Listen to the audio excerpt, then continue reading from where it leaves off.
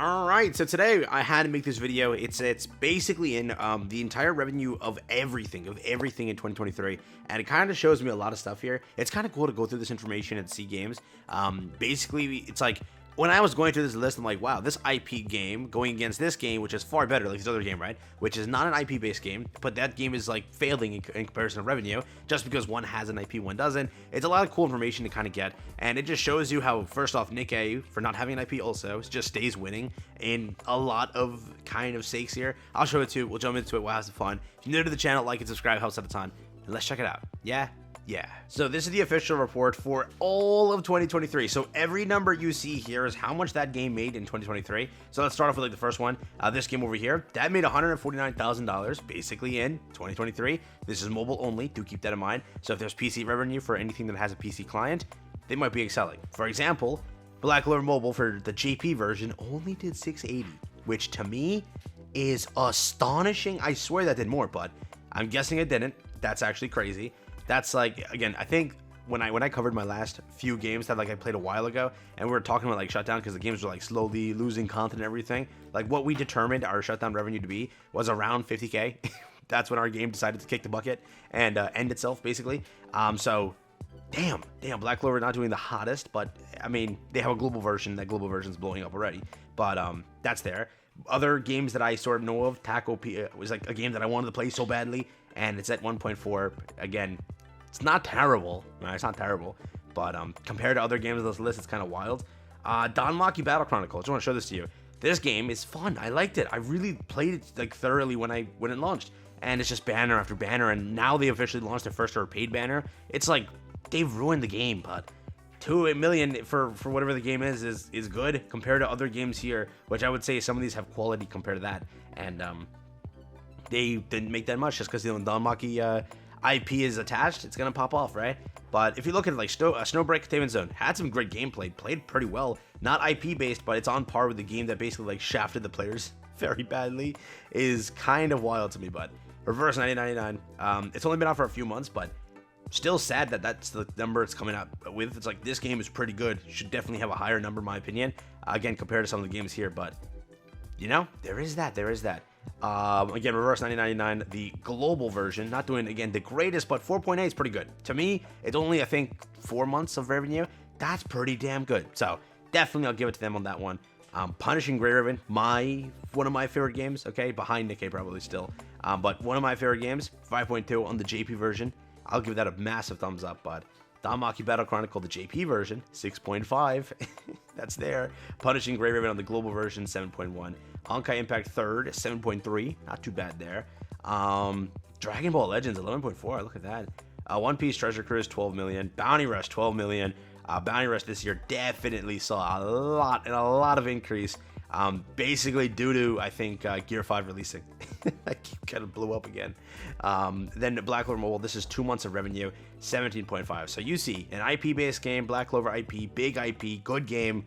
It's gonna do good for only 2 months of revenue. That is damn good, dude. That is damn good. Tower of Fantasy still did 19.2, another level infinite game. That is there.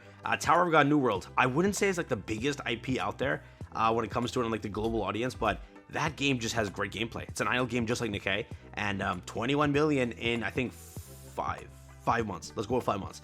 Is very outstanding, So good job there too. Eversoul, a game that I tried for a while, kind of liked it too. Doing pretty good. Princess Connect Redive, the JP version, global version is no more, but 25 million over there. Arknights, a game that again people told me to play. I've never gotten around to it, but I definitely want to try it. 30 million. I need someone to help me. Someone in the comments, help me with Arknights, bro. Like, walk me through what I got to do and start with, and start off decently. JJK Fan Parade, I think that launched like in October, so 36 million in 2 months. It's freaking crazy. Epic 7 over here. Bounty Rush again. JP version, 48 million, dude. Nuts, man, nuts. Arknights over here at JP version, 66. Finally getting over to like the top stuff here. So again, Summoner's War, Blue Archive, 130, and then just look at the difference, dude. 312 million compared to 130. Nikke up here in top 5, by the way. Damn, 1, 2, 3, 4, 5. Yeah, top 5 with 312 million. They were so close to actually passing Fate Grand Order, which is insane. I don't know if Fate Grand Order has a PC client, but technically, if they don't, again, I don't know. If they don't, Nikke would have passed that, clearly, right? Because Nikke definitely makes a lot of money from PC Client. A lot of players I know do buy through PC Client just because it's, that's where they play and that's what they do, right? They don't want to like transfer their phone. They'd rather just play PC Client because Nikke on PC is different, bro.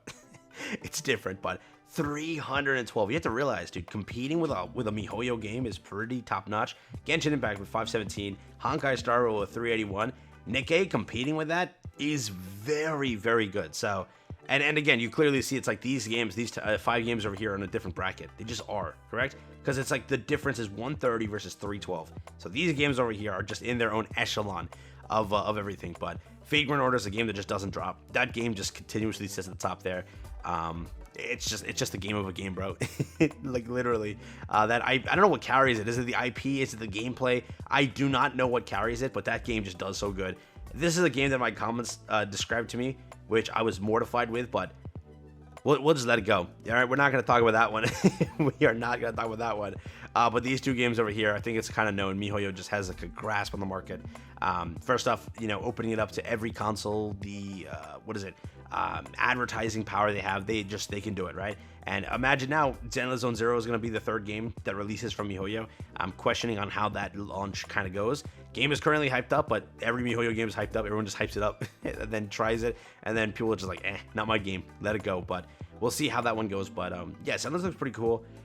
The thing is, when Zenless will probably release, I already have my games that I kind of like more, which is probably Solo Leveling Arise, or if One Punch Man World doesn't get botched by the publisher, that's a game that I'm definitely looking forward to. But yeah, for me, my 2024 this is 2024. My 2024 plan regards basically just Nikke. Definitely not gonna swap that. Gonna be continuing this game as much as I definitely can.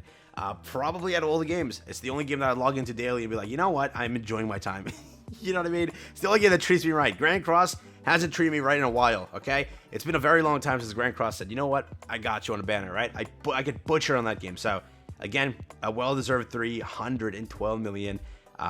It's like, this is pretty nuts. So for the game, making it there, being in its own echelon, in 2023, it excelled. You have to realize also the banners were pretty good. And remember, the first half of 2023 wasn't the best. This game was dog crap in the first half. I will say that, and I think a lot of people will agree. Compared to the second half of 2023, in the first half, the game changed. I think, like, the changing factor was around Dorothy, right? So Dorothy was, like, around April. Yeah, so around April is when this game definitely got better. But the first few months, we were in that area where, like, banners were just mid, or, like, the game itself, correct? Like, bad changes, they were just not doing too much, and it's like things weren't working out. And then at a point, they started doing great things. They started giving away a lot of freebies, doing a lot of quality of life updates, taking care of a lot of the issues, removing the CP penalties and all those big things that players were asking for. That's what they did, right? So you kind of correlate to the revenue going high from that point onwards. It's mainly because of their changes and everything. They definitely became pretty good devs in the eyes of the players. Again, versus what it looked like in December, January, right? Players were very bad at the game. So that definitely changed at the, I will say, latter half of 2023. So with that being said, hey, hope you enjoyed the video. Definitely a fun one. Nikke, just top 5 in this 2023 revenue. And did great. So congrats to the devs. They cooked up a good game here. Hopefully they keep it going. And they're actually launching a brand new game soon, which is, I think, a console game, PS5, right? It's Stellar Blade or something like that. They're doing something. I think that's what it is. So kind of cool.